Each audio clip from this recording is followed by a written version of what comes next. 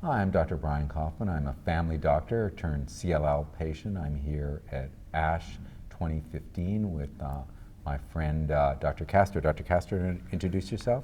Thank you, Brian. Thank you for having me. My name is Januario Castro. I work at the UCSD Cancer Center in San Diego, and it's a pleasure to be here. Dr. Castro, you and your colleagues at UCSD introduced a revolutionary non-chemotherapy now several years ago, high-dose methylprednisolone, or HDMP. Can you explain what that is and why it would work? Yes, I mean, through the work that we have done over the years with Dr. Kipps, our interest was not to treat patients with chemotherapy, patients with CLL. Over the years, we have seen that there are limitations, there are toxicities of using chemotherapy drugs, particularly in high-risk patients that they have relapsed or they have failed conventional therapies. And one of the strategies was to take one of the oldest medications probably that we have used in oncology, which is steroids. Everybody knows those type of medications. And instead of using the regular doses, is to magnify the doses to bring it to the high levels. And that's the reason why we call it high-dose methylprednisolone, which is one of the subtypes of glucocorticoids. And over the years, we have done combination studies with rituximab, with ofatumumab, and we're excited to present here in the meeting the data with the newest antibody that is called obinutuzumab or Gazyva.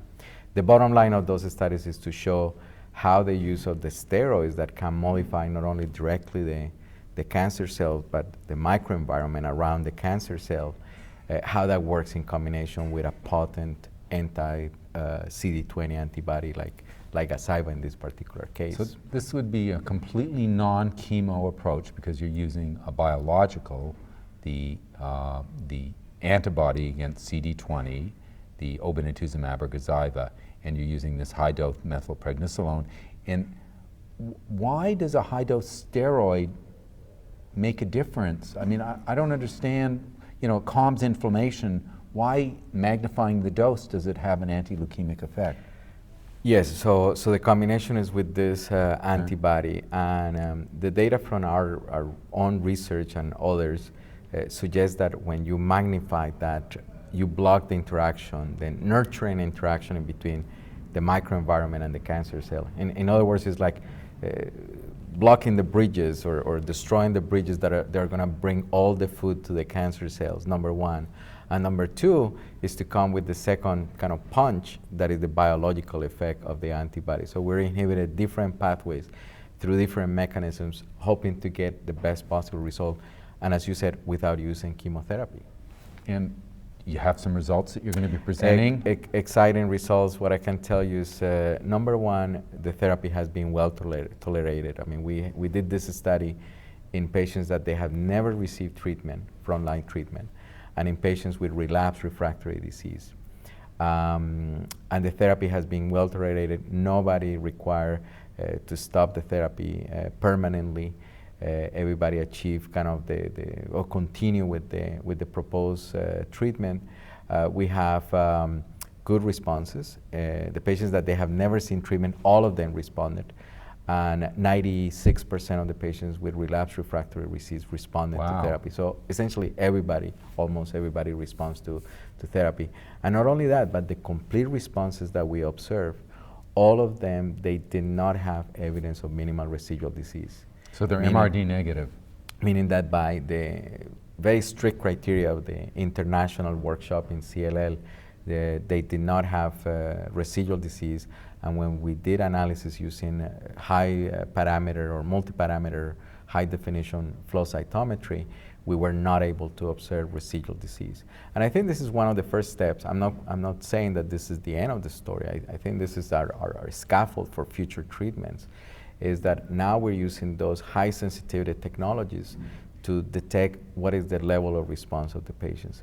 The lower it is, the least amount of residual disease we see, we expect that the results in the end are going to be better. Longer progression-free survival, meaning that the patients will not require treatment, and hopefully eventually this will translate into an improvement in the survival of the patients. Again, without using a single drop of chemotherapy. But I got to ask you, there's got to be adverse events with those kind of massive dosages of steroids. What do you see and how do you manage them? So, and that takes me to another very important point. So first I will mention this and then I will answer the question. Infusion reactions. For those patients that had experienced the administration of Gazyva, everybody gets an infusion reaction. One of the limitations is the infusion reactions, and about 7 to 10% of the patients need to discontinue therapy permanently. So with the use of these high-dose steroids, we not only impact the overall effect, but also we decrease significantly the infusion reactions, number one. That's good. And second, the other toxicities, they were well managed. I mean, as I mentioned, nobody had to permanently discontinue therapy. We were even able to treat patients with insulin-dependent diabetes mellitus. So as far as you pay attention to the blood sugars, even patients with diabetes, they are able to be treated with these high doses of methylprednisolone. Again, it's an alternative. I'm not saying that this is the treatment for everybody, but I think it's a valid alternative that is not chemotherapy based, which is a trend that we're going to see more and more happening, not only in CLL but other hematological malignancies. Is the trial still open? The trial is close to accrual. Right now we're waiting for the maturity of the data. What we're going to present here is the complete analysis of adverse events on the 40 patients that we treated on this clinical study. Any final thoughts on this kind of therapy? Well, as I mentioned, I think this we hope this is the scaffold that is going to help us to add maybe new agents, ibrutinib, for example, ABT-199, and maybe others, and help us to understand better what is the potential interaction not only between the cancer cells, between each other, but very importantly between the cancer cell and the microenvironment, the nurturing kind of effect of the stromal cells and other elements of the microenvironment, and how we can tackle those interactions to improve the overall responses on the patients. Dr. Castro, thank you so much for the research you're doing. Thank you. Thank you.